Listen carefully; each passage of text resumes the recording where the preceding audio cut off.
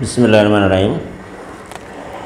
দেখো, আজকে আমি অধ্যায় 11 এলজেব্রিক রেশিও অ্যান্ড প্রপোর্শন অর্থাৎ অনুপাত ও সমানুপাত এর অনুশীলনী 11.1 দেখো, আজকে অনুশীলনের যে অঙ্কগুলি আছে সেগুলির আমরা প্রশ্নগুলোর সমাধান করার চেষ্টা করছি। তাহলে দেখো, প্রথমে আমরা একটির দাগ তোমাদের সুবিধার্থে উঠিয়ে নেই। অনুশীলন হচ্ছে তোমার 11.1। তাহলে তুমি একটু খেয়াল করো যে দুইটি বর্গক্ষেত্রের বাহুর দৈর্ঘ্য, আমরা দাগটা আগে তুলে নেই যে দুইটি, দেখো দুইটি বর্গ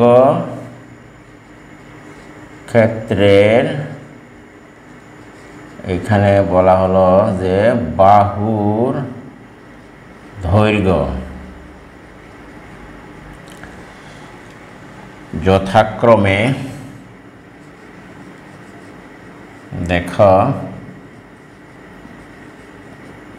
এ মিটার ও বি মিটার।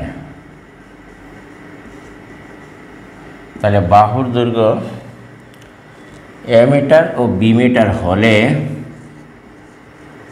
প্রশ্নটা হলো, এইগুলি প্রশ্ন সাধারণত এবার যে তোমাদের সিলেবাস সে শর্ট প্রশ্ন হিসেবে আসতে পারে। এদের দেখো ক্ষেত্রফলের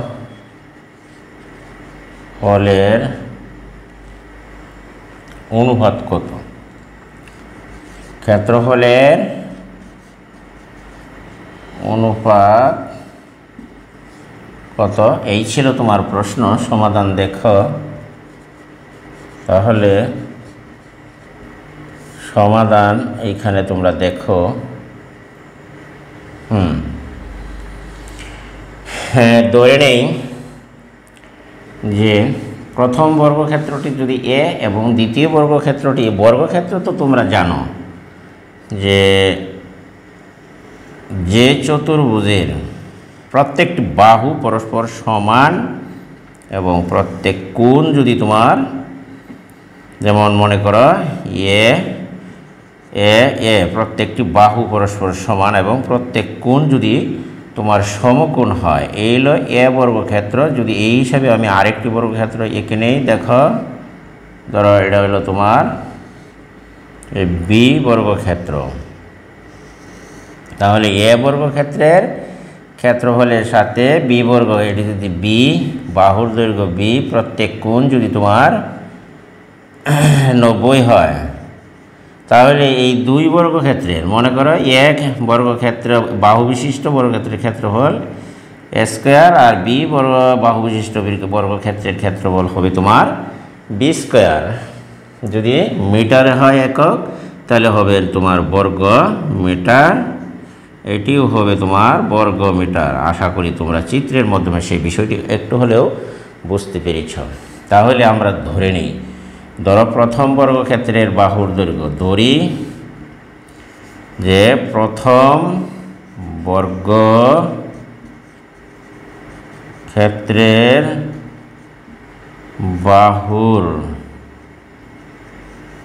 বাহুর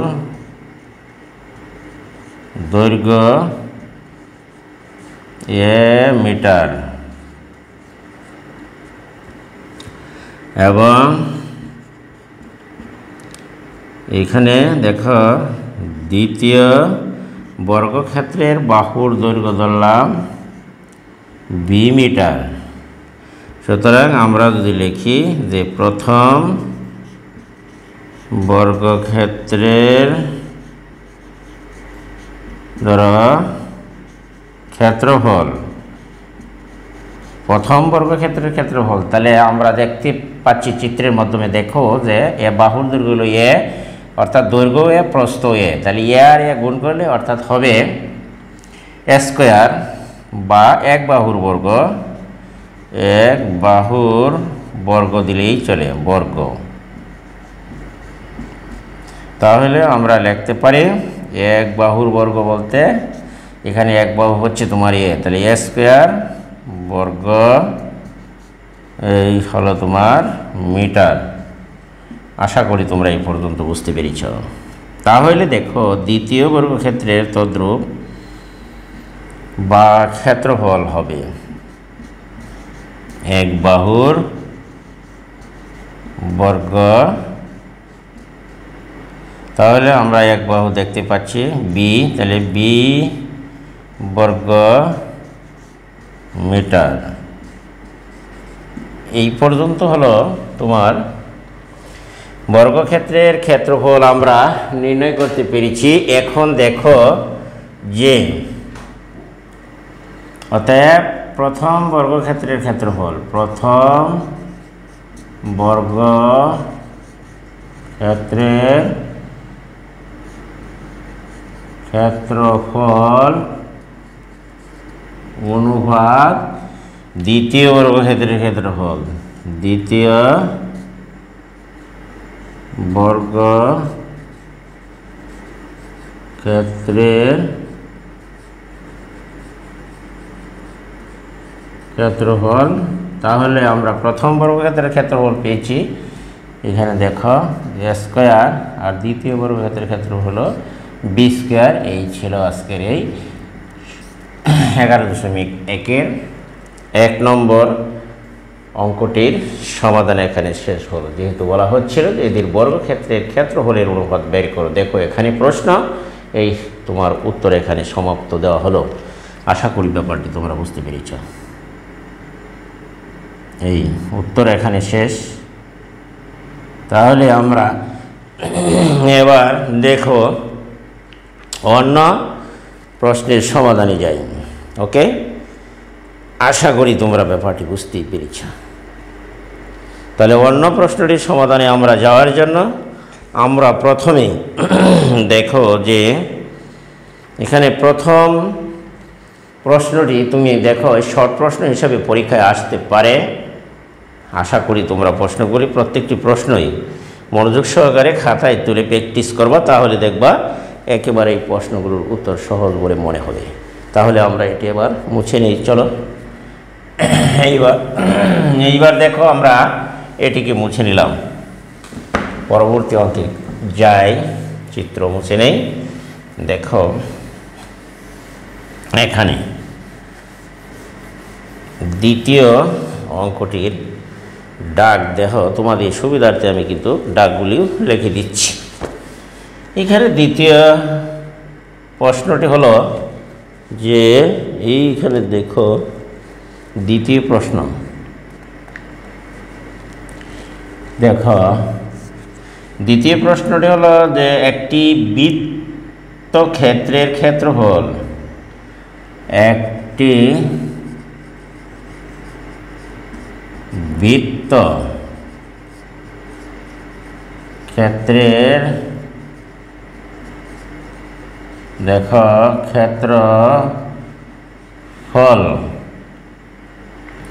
একটি বর্গক্ষেত্রের ক্ষেত্রফলের সমান।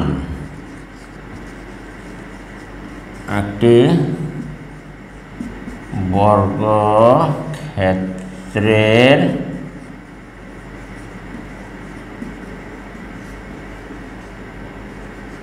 ক্ষেত্রফলের সমান। দেখো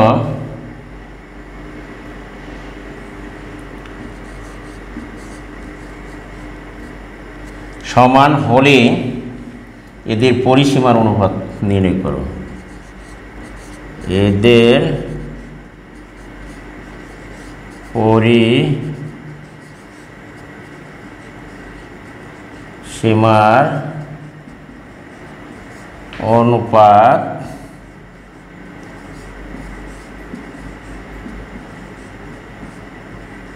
নির্ণয় করো।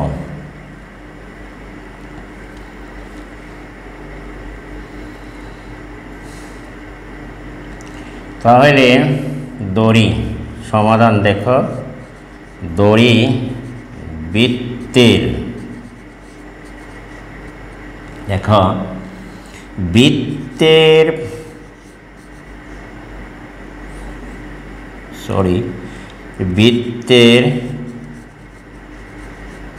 ব্যাসার্ধ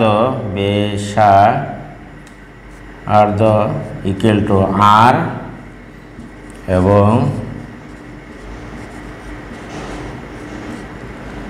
বর্গক্ষেত্রের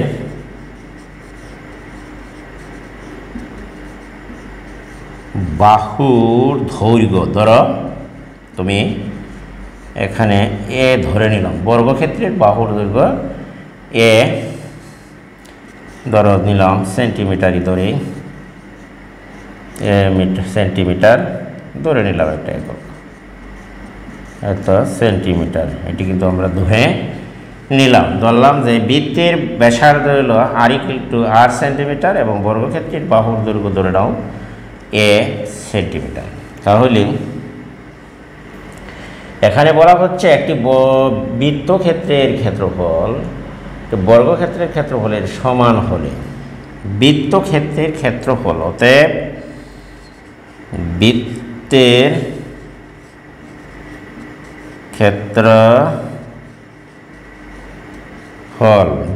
ক্ষেত্রফলের সূত্র আমরা জানি, তোমরা হয়তো আগেই জানো, পূর্বের অধ্যায়গুলিতে আমি পড়িয়েছিলাম। দেখো বৃত্তের ক্ষেত্রফল সমান আমরা জানি পাই আর স্কোয়ার, এত বর্গ যেহেতু সেন্টিমিটার হবে, তাহলে বৃত্তের ক্ষেত্রফল এবং এই ক্ষেত্রে হবে বর্গের ক্ষেত্রফল, বর্গের বাহু যেহেতু হচ্ছে তোমার এ, তাহলে বর্গের ক্ষেত্র হলে এ বর্গ সেন্টিমিটার। তাহলে আবার এখানে বলা হচ্ছে দেখো যে একটি বৃত্তক্ষেত্রের ক্ষেত্রফল একটি বর্গক্ষেত্রের ক্ষেত্রফলের সমান হলে এদের পরিসীমার অনুপাত নির্ণয় করো। তাহলে আমরা প্রশ্ন মতে বা অনুসারে লিখতে পারি, যেহেতু বৃত্তক্ষেত্রের ক্ষেত্রফল বর্গক্ষেত্রের ক্ষেত্রফলের সমান,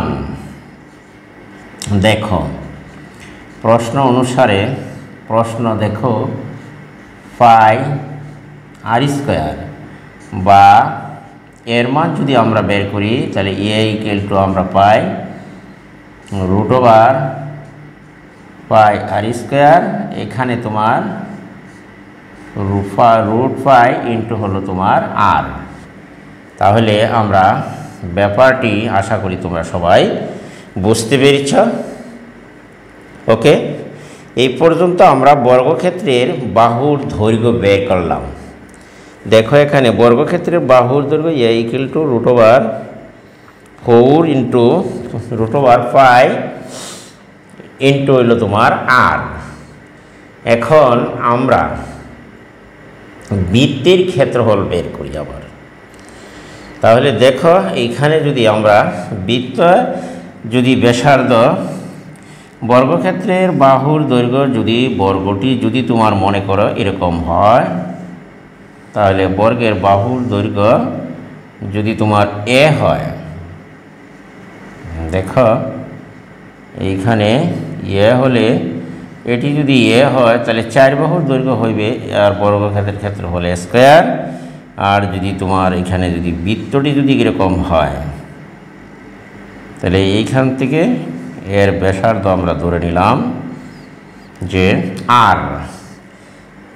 এগুলি তোমাদের পূর্বের বৃত্তের অধ্যায় 8ম অধ্যায়, অর্থাৎ আমি বৃত্ত বর্গক্ষেত্র বা 16.2 একে শিখিয়েছি। আশা করি যে এগুলো কোনো সমস্যা হওয়ার কথা নয়, তবে এখানে একটু ধারণা তুমি নাও। চিত্রটা পাশে দিয়ে দিলাম। দেখো এ বর্গক্ষেত্রের বাহুর দৈর্ঘ্য আমরা বের করলাম। এখন যেহেতু বলা হচ্ছে যে এদের পরিসীমার অনুপাত, তাহলে বর্গের পরিসীমা হবে 4 বাহুর দৈর্ঘ্য এ এ এ এ, অর্থাৎ বর্গের পরিসীমা হবে এখানে 4 আর বৃত্তের পরিসীমাটা হবে 2 পাই আর। বৃত্তের পরিধি মানে হচ্ছে তোমার পরিসীমা। ওকে, ধন্যবাদ। আমরা তাহলে উপরের অংশটুকু মুছে নাও, দেখি যে এইটুকু তোমার মনে হয় যে বুঝতে পেরেছ? এখন আমরা যাই। অতএব সুতরাং বৃত্তের দেখো, বৃত্তের পরিসীমা চিত্রেই দেখতে পাচ্ছ। বৃত্তের পরিসীমা হচ্ছে বৃত্তের চতুর্দিকের দৈর্ঘ্য সমান 2πr হলো বৃত্তের পরিসীমা, এবং বর্গের পরিসীমা হবে দেখো বর্গের পরিসীমা হবে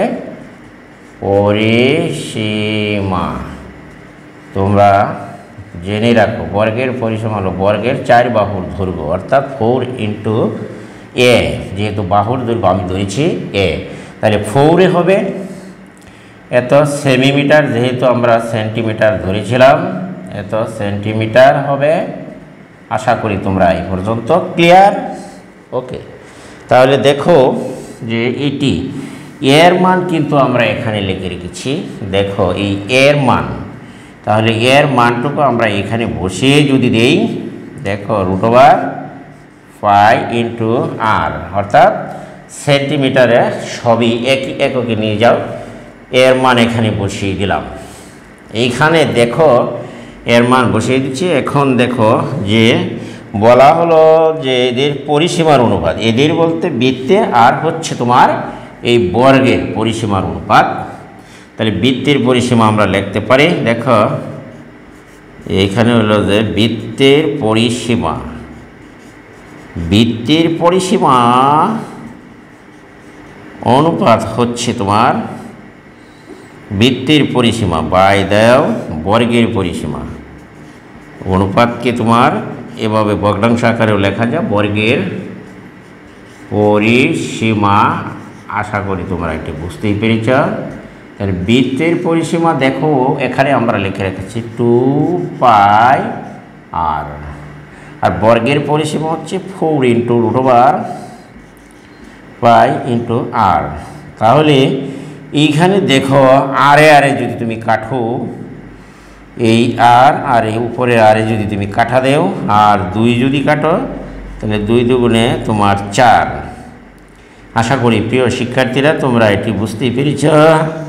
এইবার দেখো এইখানে উপরে অবশিষ্ট রইল পাই, নিচে আছে 2√π। এটি আমরা অবশিষ্ট রয়ে গেল পেলাম। তারপরে দেখো আমরা এটি যদি অনুপাত আকারে লিখি, তাহলে পাই অনুপাত হবে 2√π। আশা করি প্রিয় শিক্ষার্থী বন্ধুরা তোমরা আজকে এটি বুঝতে পেরেছ অঙ্কটি। যেহেতু পরিসীমার অনুপাত দেখাতে বলা হচ্ছে ডাকে, তাই আমি পরিসীমার অনুপাত, এদের পরিসীমার অনুপাত নির্ণয় করো।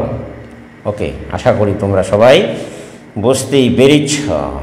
বা এটিকে আমরা লিখতে পারি যে বৃত্তের, দেখো এইভাবেও লেখা যায় বৃত্তের, এটি দিয়ে আমরা লিখতে পারি যে বৃত্তের পরিসীমা অনুপাত দিলা বর্গের পরিসীমা, বর্গের দেখো এই। তাহলে আমরা এটিকে তুমি এইভাবেও লিখতে পারো। This is answer. এখানে শেষ হলো। ওকে, আমরা এই দুইভাবে যেভাবেই লেখো উত্তর কারেক্ট। তাহলে আমরা এখন চলো 3 নম্বর প্রশ্নটির সমাধানে যাই। এখানে 3 নম্বর প্রশ্নটি হলো যে দুইটি সংখ্যার অনুপাত 3:4 এবং এদের লসাগু দেওয়া আছে 180, সংখ্যা দুটি নির্ণয় করতে হবে। আশা করি প্রিয় শিক্ষার্থীরা তোমরা এটি বুঝতে পেরেছ। তাহলে আমি এটি মুছে নিই। 3 নম্বর অঙ্কটি তোমাদের জন্য সমাধানে যাই এবং ডাকটি তোমাদের সুবিধার্থে আমি প্রত্যেকটি ডাক এখানে লিখে দিচ্ছি। দেখো যে এখানে দেখো যে 3 নম্বরের অঙ্কটি হলো, এবার তোমার ডাকটা দেখে নাও যে দুইটি সংখ্যার অনুপাত, দুইটি দেখো সংখ্যার অনুপাত 3:4 এবং এদের লসাগু এবং এদের লসাগু হচ্ছে তোমার 180। এদের লসাগু 180।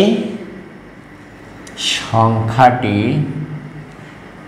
দুইটি নির্ণয় করো। সংখ্যা দুটি নির্ণয় করো। আশা করি প্রিয় শিক্ষার্থীরা তোমরা এটি অবশ্যই দুইটি বুঝতে পেরেছ।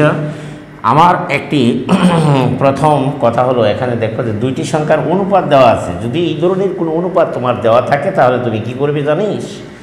প্রথমে এই যে 3 আর 4 যে অনুপাত, প্রথম সংখ্যাটি মনে করবা যে 3x, অর্থাৎ 3 অনুপাতের একটা একক ধরে নিবা। তাহলে দড়ি সমাধান ধরো। দেখো সমাধান হলো এখানে যে আমরা প্রথম ধরি যে প্রথম এক দিয়া সংখ্যাটি 3x এবং দ্বিতীয় সংখ্যাটি হবে তোমার 4x। প্রথম সংখ্যাটি 3x এবং দ্বিতীয় সংখ্যাটি হচ্ছে তোমার 4x। তাহলে যেহেতু এখানে বলা হচ্ছে এদের লসাগু দেওয়া আছে, সংখ্যা দুটি নির্ণয় করতে হবে। আবার এখানে তোমার দেখো 3x, 4x এদের লসাগু ইকুয়াল টু, দেখো কত হয় লসাগু 3x 4x। আমরা জানি যে পঞ্চম শ্রেণীতে তোমরা পড়েছ যে 3x আর 4x, এখানে কমন সংখ্যা হচ্ছে দুটার মধ্যে আছে x, আর এখানে 3 হলো আর এখানে 4। এই দুটি সংখ্যা হচ্ছে 3 আর 4, 4 কমন। যদি কোনো কমন সংখ্যা না থাকে তাহলে এই দুটি সংখ্যা 3 এবং 4 গুণ করতে হবে। তাহলে দেখো 3 4 12 আর কমন হচ্ছে x নিলাম আমরা 12-র সাথে x। আশা করি তোমরা বুঝতে পেরেছ। লসাগু হচ্ছে তোমার 12x। তাহলে আমরা এখানে প্রশ্ন মতে আমরা লিখতে পারি, বলো এইখানে 12x লসাগু, আর দেখো ডাকে দেওয়া আছে 180 লসাগু। দেখো আশা করি তোমরা এটি বুঝতেই পেরেছ। তাহলে x সমান আমরা পেলাম 180 বাই হচ্ছে তোমার 12। তাহলে আমরা এখানে কাটাকাটি করি যদি, তাহলে দেখো পাওয়া যাচ্ছে মাত্র x এর মান 15।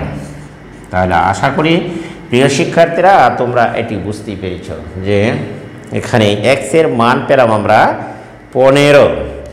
এখন যদি আমরা এই দেখো প্রথম সংখ্যাটি 3x এবং দ্বিতীয় সংখ্যাটি হচ্ছে তোমার 4x, এটিকে যদি আমরা x এর মান দ্বারা গুণ করে দিই তাহলে আমরা সংখ্যা দুটি পেয়ে যাব। আশা করি তোমরা এটি বুঝতে পেরেছ। দেখো তাহলে আমরা এইখানে দেখো এটি মুছে নিতে পারি। অতএব প্রথম সংখ্যাটি হবে, অর্থাৎ দেখো প্রথম সংখ্যাটি হবে দেখো 3x। তাহলে এটি আমরা লিখতে পারি 3x এর মান 3 15 45। দেখো দ্বিতীয় সংখ্যাটি হবে তোমার 4x। তাহলে 4 গুণন 15 সমান হচ্ছে 15 4 15 হচ্ছে তোমার 60। আশা করি তোমরা এটি বুঝতে পেরেছো। এখানে সমাপ্ত হলো, আনসার শেষ করা হলো। তাহলে আশা করি তোমরা এটি বুঝতে পেরেছো। প্রথম সংখ্যাটি হচ্ছে তোমার 45 এবং দ্বিতীয় সংখ্যাটি হচ্ছে তোমার 60। এই যে লসাগু করলে হয় 180 এবং যদি পরীক্ষায় গসাগু চায় তাহলে সেটিও নির্ণয় করে দেওয়া যাবে। আশা করি তোমরা এটি বুঝতে পেরেছো। এখন আমরা এই অঙ্কটি মুছে নেই এবং যাব আমরা পরবর্তী আর অন্য একটি অঙ্কের সমাধানে। দেখো এটি যে একটু বড় হবে সেটি হলো তোমার, এটি তুমি একটু দেখে নাও যে একদিন তোমাদের ক্লাসে দেখা গেল যে একদিন দেখা তোমাদের ক্লাসে দেখা গেল যে তোমাদের ক্লাসে দেখা গেল বা দেখা গেল যে অনুপস্থিত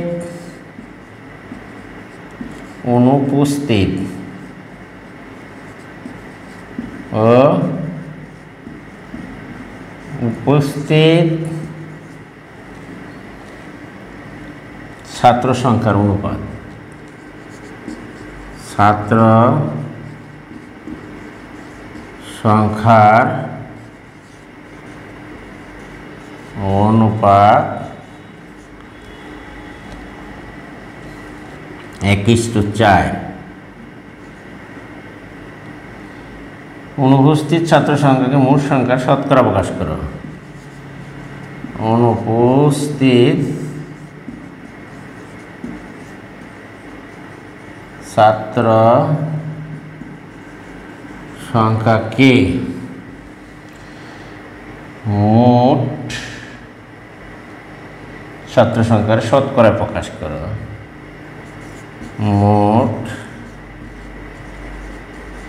ছাত্র সংখ্যার শতকরা প্রকাশ করো। দেখো সমাধান এখানে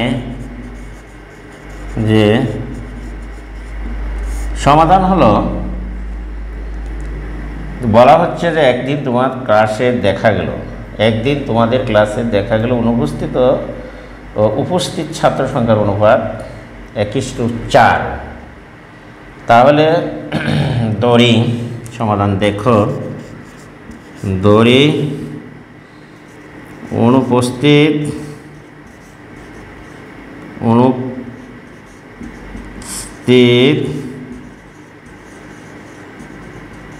ছাত্র সংখ্যা x, অর্থাৎ 1-এর গুণিতক ধরলাম x, এবং উপস্থিত ছাত্র সংখ্যা হলো তোমার 4-এর গুণিতক 4x জন। তাহলে মোট ছাত্র সংখ্যা, অতএব মোট ছাত্র, দেখো মোট বলতে আমরা বুঝি যে কোনো বিদ্যালয়ে যেগুলি ক্লাসে উপস্থিত থাকে এটি হলো উপস্থিত, আর যেগুলি আসে না এটি হলো অনুপস্থিত। তাহলে অনুপস্থিত আর হলো অনুপস্থিত একজন, আর উপস্থিত ছিল তোমার 4x জন। তাহলে মোট হচ্ছে তোমার 5x জন। ওই ক্লাসে ছাত্রছাত্রীর সংখ্যা হবে 5x জন। আশা করি তোমরা এটি বুঝতেই পেরেছ। অনুপস্থিত আর উপস্থিত একত্র করলেই তোমার ওই শ্রেণীর মোট ছাত্র সংখ্যা পাওয়া যায়। তাহলে এখানে বলা হচ্ছে যে অনুপস্থিত এবং উপস্থিত ছাত্র সংখ্যার অনুপাত শতকরায় প্রকাশ করতে হবে। তাহলে আমরা লিখি, সুতরাং দেখো যে 5x এই মোট ছাত্র সংখ্যা 5x জন ছাত্র, এত জনের মধ্যে উপস্থিত ছিল কতজন? অনুপস্থিত বলা হচ্ছে যে 5x জনের মধ্যে তোমার কি বলা হচ্ছে, অনুপস্থিত ছাত্র সংখ্যা মোট শতকরা, এত জনের মধ্যে অনুপস্থিত ছিল, দেখো অনুপস্থিত ছিল, দেখো x জন অনুপস্থিত ছিল। আমরা জানি তো যে একজনের মধ্যে অনুপস্থিত তাহলে কতজন ছিল? একজনের মধ্যে অনুপস্থিত ছিল তাহলে কম, অর্থাৎ 5x ভাগের একজন। দেখো যদি শতকরা নেও তাহলে তুমি দেখো 100 জনের মধ্যে কতজন অনুপস্থিত ছিল সেটা কিন্তু বের করা যাবে সহজেই। দেখো এই হলো x গুণন 100, এই x কাটো, 5 দ্বারা কাটলে 5 20 100। আশা করি তোমরা ব্যাপারটি বুঝতে পেরেছ। 20 জন, অর্থাৎ ওই শ্রেণীর ছাত্র সংখ্যা অনুপস্থিত ছিল শতকরা 20 জন অনুপস্থিত ছিল। আর উত্তরটা হবে এখানে যেহেতু 20 জন, উত্তর হবে তোমার পার্সেন্টেজে, অর্থাৎ আমরা যেহেতু শতকরায় নিয়েছি উত্তর হবে তোমার 20%। আশা করি তোমরা এটি বুঝতে পেরেছ প্রিয় শিক্ষার্থীরা।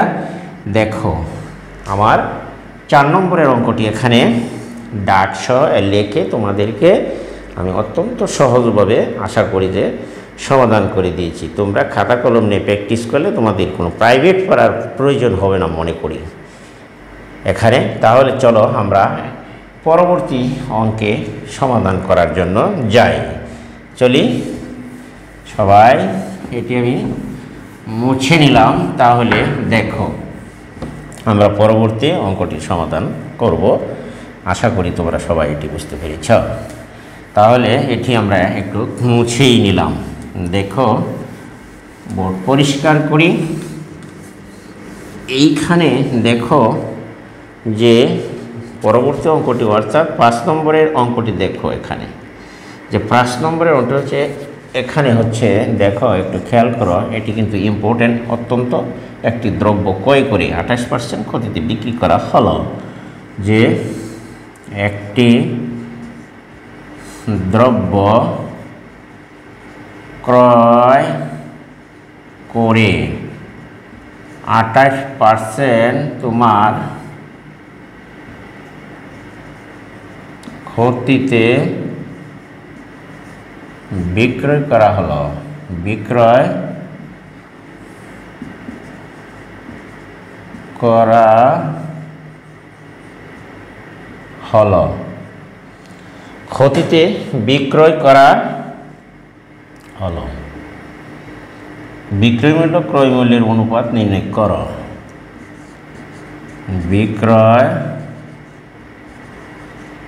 মূল্য ও ক্রয় মূল্যের দেখো অনুপাত নির্ণয় করো। তাহলে দেখো একটি দ্রব্য ক্রয় করে 28% ক্ষতিতে বিক্রি করা হলো। বিক্রয় করা হলো, তাহলে বিক্রয় মূল্য ও ক্রয় মূল্যের অনুপাত নির্ণয় করো। এখানে দেখো বিক্রয় করা হলো, তাহলে বিক্রয় মূল্য ক্রয় মূল্যের অনুপাত নির্ণয় করো। ধরি সমাধান দেখো আমরা ধরে নিই। ধরি যে দ্রব্যটির ক্রয় মূল্য 100 টাকা। ক্রয় মূল্য আমরা ধরে নিলাম কত, 100 টাকা। তাহলে এই দ্রব্যটি 28% ক্ষতিতে বেচছে, অর্থাৎ শতকরা 28 টাকা কমে বেচা হচ্ছে। তাহলে লিখব অতএব 28% দেখো ক্ষতিতে বিক্রয় মূল্য। তাহলে 28% যদি খোয়া যায় বা ক্ষতি হয়, বিক্রয় মূল্য হলো তোমার 100 মাইনাস 28, অর্থাৎ 62 টাকা। 72 টাকা হবে। দেখো তাহলে 72 টাকা হচ্ছে তার 28% ক্ষতিতে বিক্রয় মূল্য। এখানে প্রশ্নে বলা হচ্ছে যে দ্রব্য ক্রয় করে 28% ক্ষতিতে বিক্রি করা হলো। বিক্রয় মূল্য ক্রয় মূল্যের অনুপাত নির্ণয় করো। তাহলে বিক্রয় মূল্য ও ক্রয় মূল্যের অনুপাত আমরা লিখি। সুতরাং বিক্রয় মূল্য দেখো বাই হচ্ছে তোমার ক্রয় মূল্য। তাহলে বিক্রয় মূল্য হলো এখানে 72 অর্থাৎ 72 টাকা, আর ক্রয় মূল্য ছিল তোমার 100 টাকা। এখানে যদি তুমি কাটাকাটি করো 4 দ্বারা 4 25 100, 4 18 হচ্ছে তোমার 72। এটিকে আবার আমরা লিখতে পারি বা বিক্রয় মূল্য অনুপাত, যেহেতু একটি ভগ্নাংশ লিখতে পারি আমরা যে ক্রয় মূল্য লেখা যায় 18:25। আশা করি প্রিয় শিক্ষার্থীরা তোমরা এটি বুঝতে পেরেছ যে বিক্রয় মূল্য এবং ক্রয় মূল্যের অনুপাত এখানে দেখাচ্ছি 18 অনুপাত হচ্ছে তোমার 25 কাটাকাটি করার পরে। আশা করি ক্লিয়ার, একেবারে পরিষ্কার নেই। দেখো ওকে, তাহলে এইবার আমরা দেখি যে 5 নম্বরের আরেকটি অঙ্ক আছে, এটির সমাধান করার জন্য আমরা যাই। তাহলে চলো 5 নম্বরের অঙ্কটি সমাধান করব। এখন আমরা এটি ডাক হিসেবে লিখে নিতে পারি। ওকে, সবাই তোমরা এটি খাতায় তুলে নাও। দেখো তাড়াতাড়ি, এখানে আমরা তাহলে বিক্রয় মূল্য ক্রয় মূল্যের সমাধান প্রশ্নটি শেষ করলাম। এখন চলো তাহলে যাই, তোমরা এটি তুলে নিতে পারো তাড়াতাড়ি খাতায়। এবার তাহলে দেখো আমি যাই 5 নম্বরের অঙ্কটি। এটি হচ্ছে পিতা পুত্রের একটি অঙ্ক আছে। এখানে পিতা পুত্রের অঙ্কটি হলো যে এখানে তোমরা দেখে নাও, আমি এটি মুছেই নিলাম। এইবার দেখো 5 নম্বরের অঙ্কটি, যে ডাকটি আমি আগে তোমাদের এখানে উঠিয়ে দেই। দেখো যে পিতা পুত্রের বর্তমান বয়সের সমষ্টি 70 বছর। পিতা, দেখো পিতা ও পুত্রের বর্তমান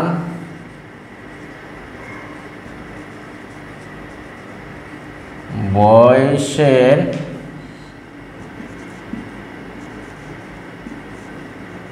সমষ্টি 70 বছর। 7 বছর পূর্বে 7 বছর পূর্বে দেখো 70 বছর 7 বছর পূর্বে তাদের বয়সের অনুপাত ছিল। পূর্বে তাদের দেখো বয়সের অনুপাত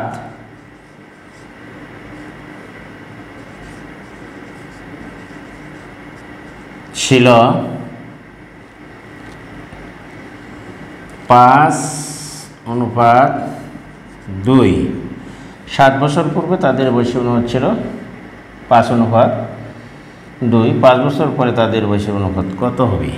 তাহলে 5 বছর পরে তাদের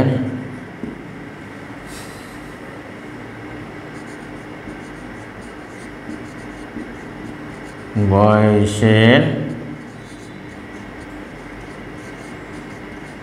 অনুপাত কত হবে? দেখো আমি ডাকসহ প্রত্যেকটি অঙ্ক সমাধান করে দিচ্ছি, তোমাদের আশা করি সমস্যা হওয়ার কোনো কথা নয়। পিতা পুত্রের বর্তমান বয়সের সমষ্টি, দেখো পিতা ও পুত্রের বর্তমান বয়সের সমষ্টি 70 বছর। 7 বছর পূর্বে তাদের বয়সের অনুপাত ছিল 5:2 এবং এইখানে দেখো 5 বছর পরে তাদের বয়সের অনুপাত কত হবে। তাহলে আমরা দেখো সমাধান এটি একটু দেখো, এটি ইম্পর্টেন্ট আছে। সমাধান হচ্ছে বর্তমানে পিতা পুত্রের বর্তমান বয়সের সমষ্টি হচ্ছে, তাহলে দড়ি বর্তমানে পিতার বয়স আর পুত্রের বয়স একটা দড়ি নাও। তাহলে দড়ি যে বর্তমানে পিতার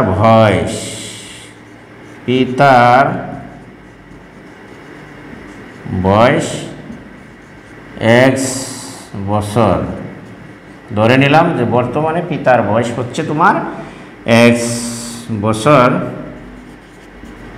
এবং বর্তমানে পুত্রের বয়স, ধরে নাও পুত্রের বয়স,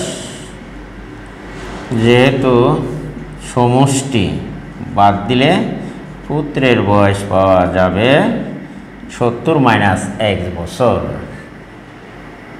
আশা করি তোমরা এটি বুঝতেই পেরেছ। আবার বলা হচ্ছে 7 বছর পূর্বে তাদের বয়সের অনুপাত ছিল 5:2। তাহলে বর্তমানে যদি তোমার বয়স এত হয়, 7 বছর পূর্বে মানে তাদের বয়স অনুপাত কমবে না বাড়বে? কমবে। তাহলে আমরা লিখতে পারি, সুতরাং 7 বছর পূর্বে পিতার দেখো বয়স ছিল, তাহলে কত?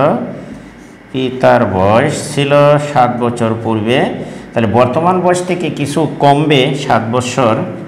তাহলে দেখো x মাইনাস 7 বছর, এই ছিল 7 বছর পূর্বে পিতার বয়স। এবং দেখো 7 বছর পূর্বে, সুতরাং 7 বছর পূর্বে তোমার পিতার স্থলে হবে পুত্রের বয়স ছিল, পুত্রের বয়স বর্তমান 70 মাইনাস x, আরও বাদ যাবে 7। তাহলে দেখো তো বছর বাদ দিলে থাকছে 7 গেলে তোমার 63 মাইনাস 1 বছর। আশা করি তোমরা এইটুকু বুঝতে পেরেছ যে 7 বছর পূর্বে পিতার বয়স ছিল এত বছর এবং পুত্রের বয়স ছিল কিছু কম। তাহলে বর্তমান বয়স হচ্ছে তোমার 70 মাইনাস x থেকে আরও 7 বছর বাদ দিলে থাকছে 63 মাইনাস x বছর। এখন আমরা এই 7 বছর পূর্বে তাদের বয়সের অনুপাত ছিল দেখো 5:2। তাহলে আমরা লিখতে পারি, দেখো যে প্রশ্ন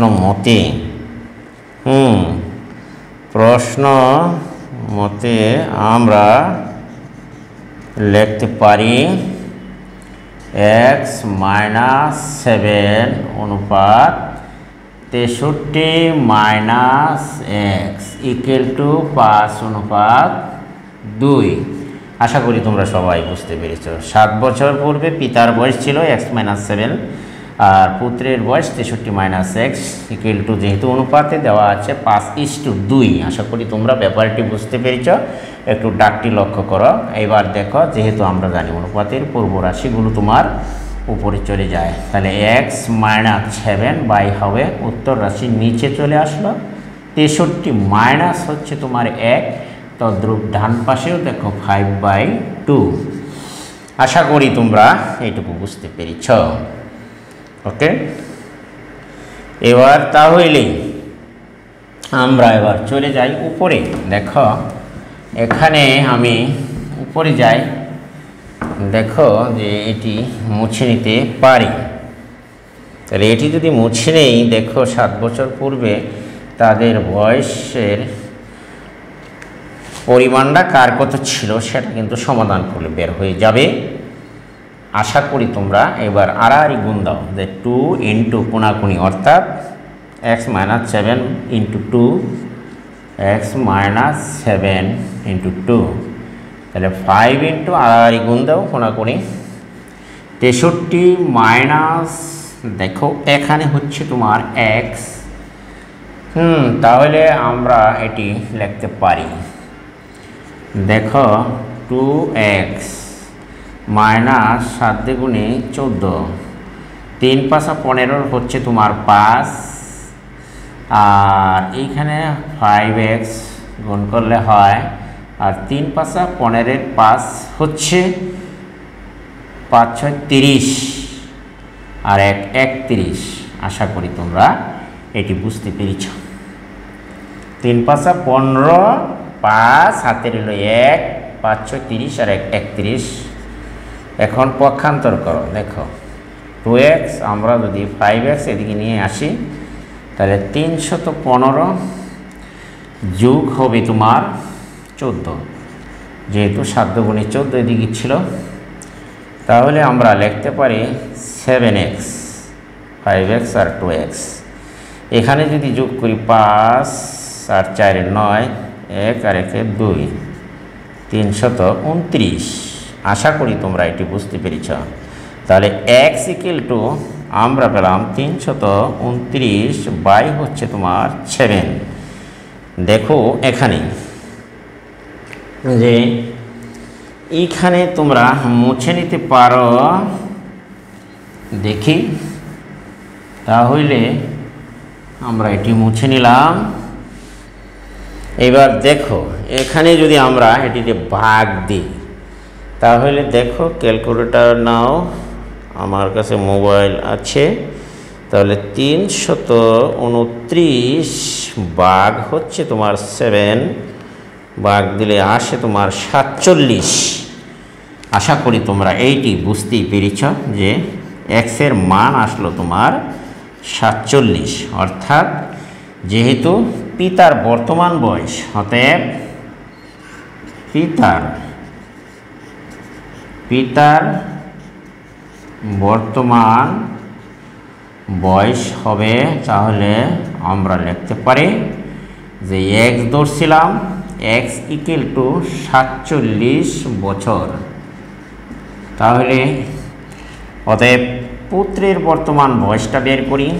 পুত্রের বর্তমান বয়স তোমার 70, যেহেতু এক্স এর মান বাদ দিবা 70 মাইনাস দেও কত থাকছে, এখানে দুইজনের বয়সের সমষ্টি ছিল 70 বছর। তাহলে বর্তমান বয়স হচ্ছে 70 মাইনাস এক্স, তাহলে 47, এক্স এর মান বাদ দিয়ে দাও।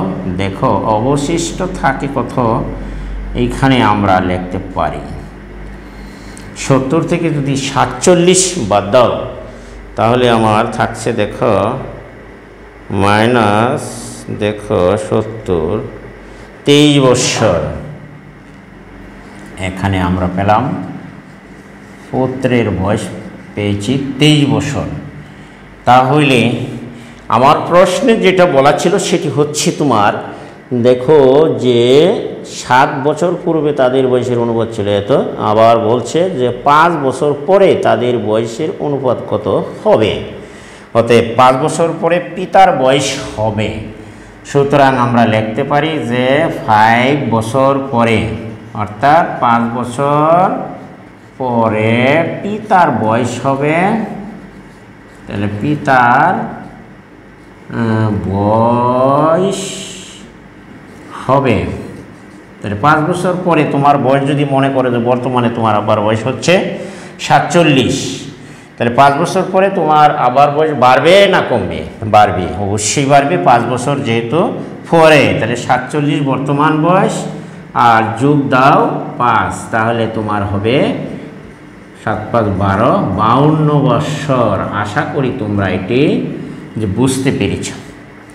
আবার দেখো তোমার বয়স 5 বছর পরে পুত্রের বয়স, অর্থাৎ মনে করো তো তোমার বয়স, পুত্রের বয়স হবে, দেখো এখানে হচ্ছে আগে ছিল তোমার বর্তমানে 23 আর 5 বছর পরে আরও বাড়বে, তাহলে হবে কত 23 5 3 8, অর্থাৎ 28 বছর হবে। আশা করি প্রিয় শিক্ষার্থীরা তোমরা এইটুকু ক্লিয়ার। ওকে, যদি একটু ক্লিয়ার হয়, এইবার দেখো তোমাদের কি বলছে, তোমরা একটু ডাকতে আমার সাথে সাথে পড়ে নিবা।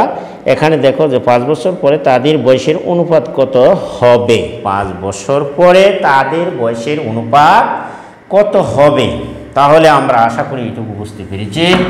এখন দেখো 5 বছর পরে পিতার বয়স আর পুত্রের বয়সের অনুপাত কত হবে, অর্থাৎ পিতার বয়স। সুতরাং পিতার বয়স বাই হবে পুত্রের বয়স। 5 বছর পরের পুত্রের এই বয়স, তাহলে দেখো আমরা লিখতে পারি যে পিতার বয়স বাই হচ্ছে পুত্রের বয়স। এইখানেও আমরা লিখতে পারি পিতার বয়স হচ্ছিল 5 বছর পরে যখন, তখন। এখন দেখো তাহলে এখানে আমরা লিখতে পারি যে 52 বাই হবে তোমার 5 বছর পরে বাই হবে 28।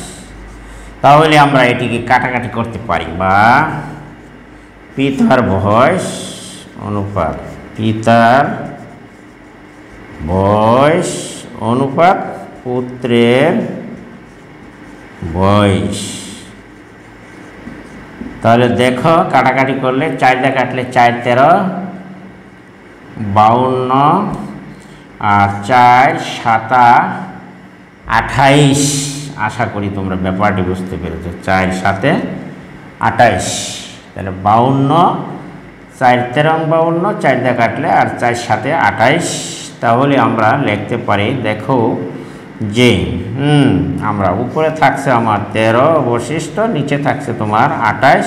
এটিকে আবার আমরা পূর্ব রাশিকে এই অনুপাত হিসাবে, অনুপাত যেহেতু একটি ভগ্নাংশ, এই হিসাবে লিখতে 13:7। তখন তাদের বয়সের অনুপাত কত হবে। আশা করি তোমরা এইটুকু বুঝতে পেরেছ প্রিয় শিক্ষার্থীরা। এখানে আনসারটি আজকের মতো সমাপ্ত হলো, শেষ করে দিলাম তোমার 5 নম্বরের 6 নম্বরের অঙ্কটির সমাধান। আশা করি সবাই এটি বুঝতে পেরেছ। আজকের মতো এখানেই আমি বিদায় নিচ্ছি তোমাদের ক্লাস শেষ করে। ধন্যবাদ সকলকে। তবে তার আগে একটি কথা আমি বলে যাই, যদি আমার ভিডিওটি তোমাদের কাছে ভালো লাগে এবং উপকারী মনে হয়, তাহলে অবশ্যই তোমরা আমার চ্যানেলটিকে সাবস্ক্রাইব করবে এবং পাশে থাকা বেল আইকনটি বাজিয়ে দিবা। ভিডিওটি বন্ধু বান্ধবের কাছে শেয়ার করে দিবা, একটি কমেন্ট একটি লাইক অবশ্যই করে যাবা। আজকের মতো আমি এখান থেকেই বিদায় নিলাম। আল্লাহ হাফেজ। দেখা হবে পরবর্তী অন্য আরেকদিন, হয়তো অন্য আর কোনো ভিডিও নিয়ে। খুদা হাফেজ, ভালো থাকো।